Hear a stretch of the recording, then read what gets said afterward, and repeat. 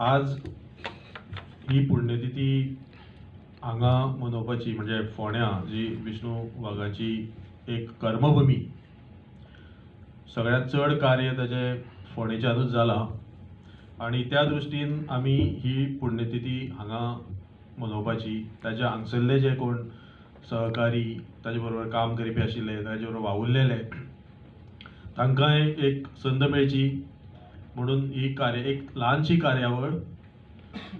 खरें म्हणजे हे जे वर्स आसा म्हणजे 24 जुलयच्यान जे सुरू जाला जो ताची जन्मदीन, हें ताचें 60वें वर्स आणि त्या अंतर्गत आमी त्या हेची सुरवातूय केल्ली. मदीं मदीं वेगवेगळ्यो कार्यावळी करपाचो प्लॅन आसा आणि तेची समाप्ती 24 जुलयक जातली फुडल्या.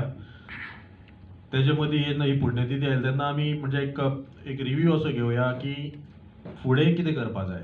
ताज्या नांवान फक्त पुण्यतिथी वा जयंती करचे पेक्षा ताजे मुखार वावर ताजो व्हरपाक आमी कितें करपा जाय हो आमच्या मनांत विचार घोळटा. ताजे खूब फ्रेंड्साचो हो डिस्कशन चालूच आसा आणि ठोस कितें तरी कृती करतले जाल्यार आयज आमचें गोंय खंय पावलां, खंयच्यान खंय पावलां, तेजे फुडार कितें हाजेर म्हाका दिसता भासाभास जावपाची गरज आसा.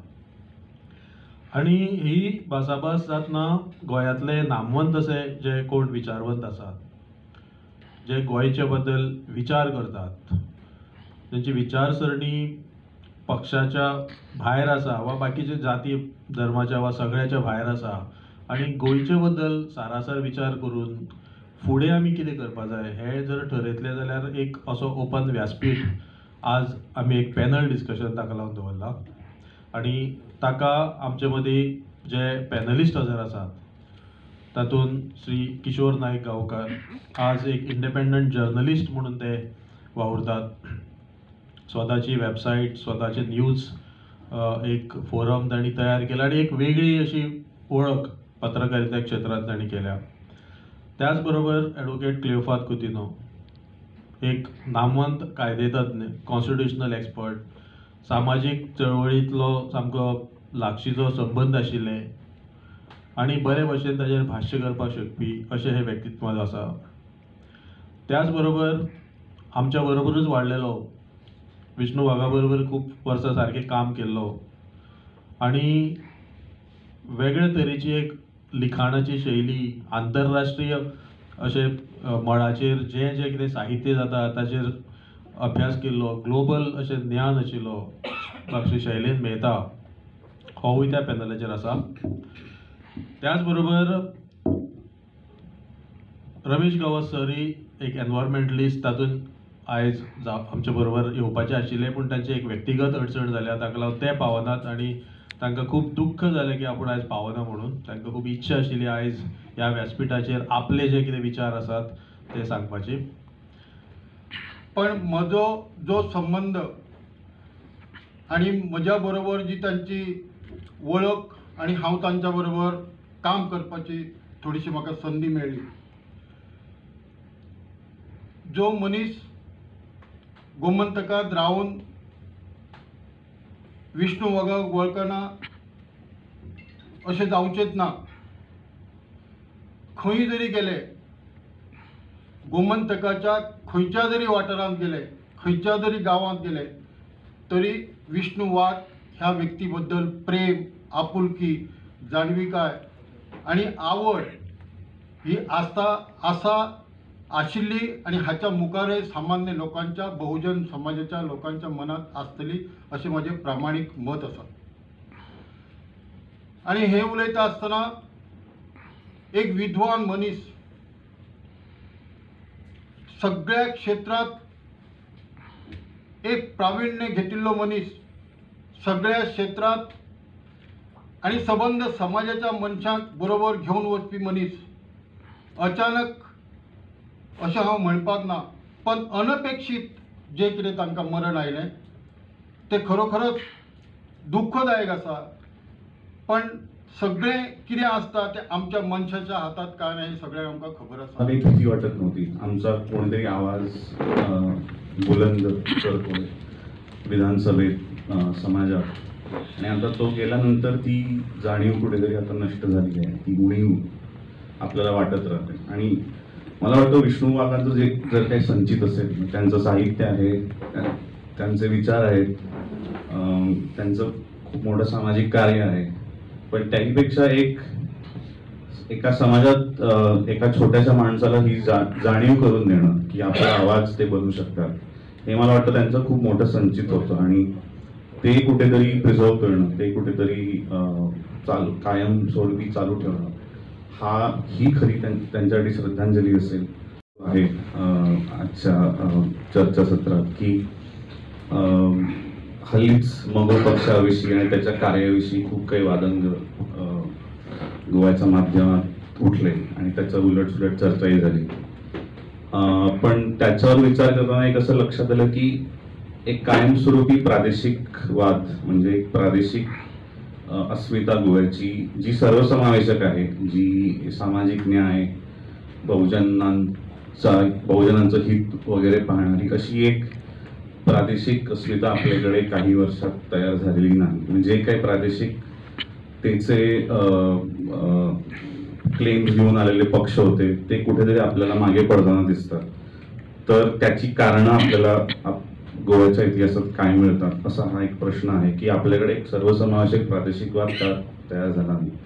So what I was referring is, why is there a lack of all-inclusive regional discourse or an identity in Goa, in Goan politics especially? A background of identity, came from a background of identity only from one perspective of the opinion poll and the merger. See, there was only one perspective that was taken up. Then Kishore tried to give the other perspective, but you started it actually. But the whole issue that was raised, it was raised by Uday Bemre. I do not know why there was need to bring that up at this stage. Simply because the issue did not matter at all. But as far as, see, the identity issue is concerned, according to me, is now over.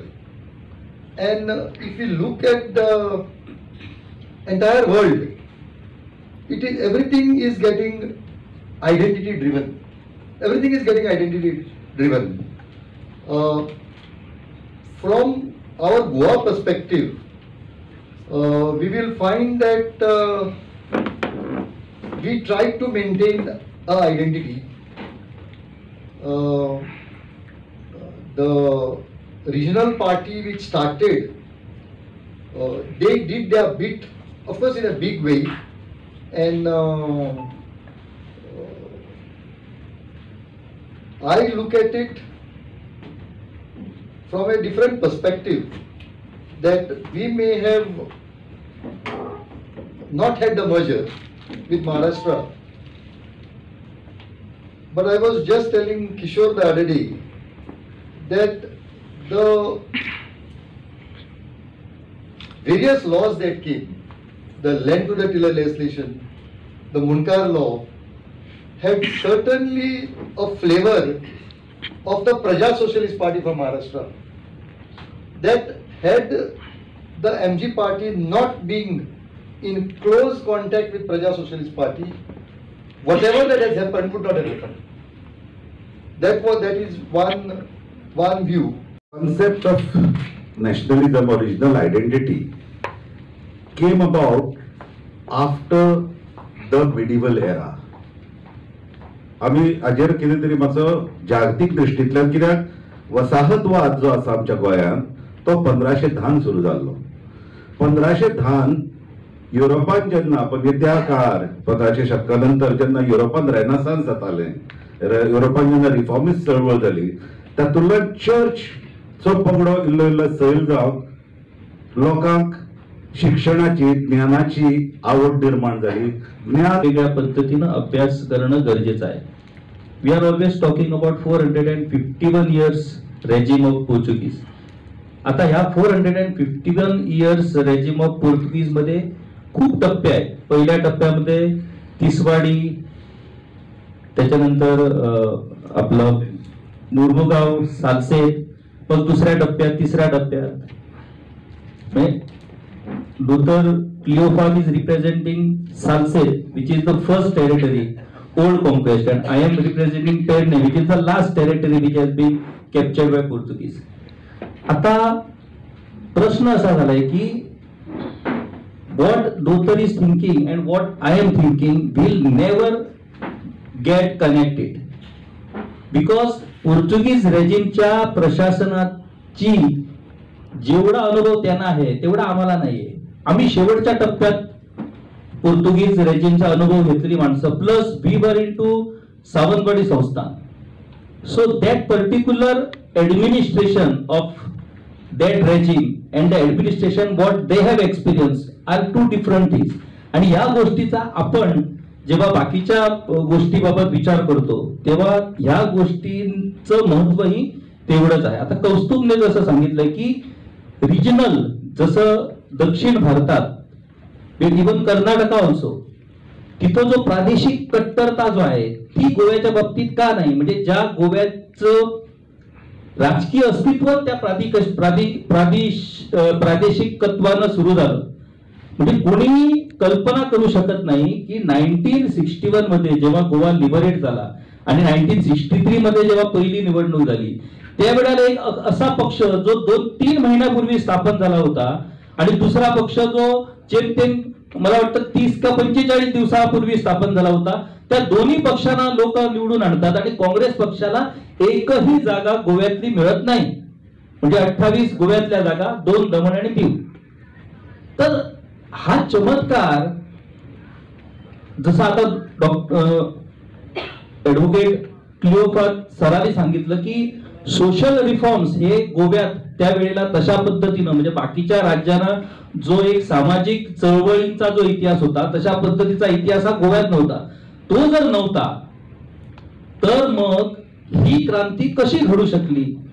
म्हणजे भाऊसाहेब बांदोडकरांनी भारत स्वतंत्र झाल्यापासून आपला प्रचार सुरू केला होता आणि मग ते 63 मध्ये निवडून आले असाही भाग नाहीये. मग ती जर सामाजिक क्रांतीचा इतिहास जर गोव्याला नाही तर मग असं अकस्मात 2 महिन्यात काय घडलं की लोकांनी महाराष्ट्रवादी गोमंतक पक्षाकडे सत्तेची सूत्र दिली, युनायटेड गोवन्सकडे अपोजिशनची सूत्र आली. ही क्रांती कशी घडू शकते? आता त्याच्यावरती जेव्हा मी माझ्या पद्धतीनं विचार करण्याचा प्रयत्न केला तेव्हा मला एक गोष्ट पटली जी सरांनी सांगितली की सामाजिक क्रांती ही प्रत्येकाच्या मनात, प्रत्येकाच्या विचारात घडत होती. ती व्यक्त करण्याची परिस्थिती त्यावेळेला नव्हती, कारण जी वैचारिक क्रांती त्यांच्या मनात होती तो घटक एवढा खालच्या दर्जाला होता की त्याला ती व्यक्त करण्याची मोकळीकच नव्हती. आणि ती जरा सुद्धा जरी व्यक्त झाली असती तर त्याचे गंभीर परिणाम त्यांना भोगावे लागले असते. It was only to bust, म्हणजे आतून ती एवढी चालू होती की आता ती कधी बस्ट होते अशी परिस्थिती होती. आणि त्याच वेळेला तो क्षण हा लिबरेशन नंतर त्या निवडणुकीतनं आला आणि त्याच्यातनं ती क्रांती घडली.